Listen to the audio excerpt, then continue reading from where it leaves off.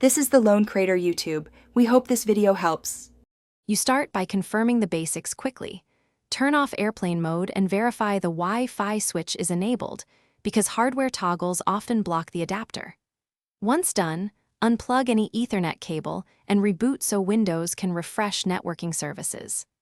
Now open Device Manager, expand Network Adapters, and identify the wireless adapter name and any warning icon. This tells you whether Windows recognizes the device and gives the exact error to guide the next corrective steps. You'll focus on drivers and power management because most wireless failures stem from those.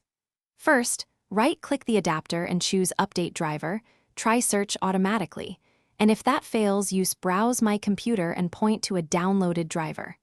If the problem began after an update, roll back the driver to the prior version. Also open Properties and on Power Management uncheck, allow the computer to turn off this device, so Windows won't suspend the adapter and drop connectivity. You finish by forcing Windows to rebuild networking.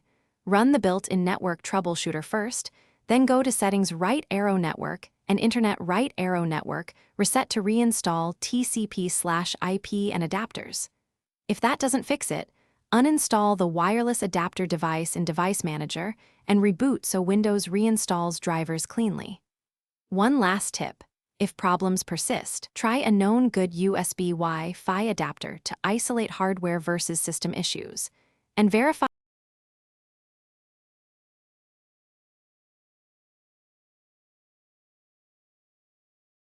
Thanks for watching. Consider subscribing if we helped you.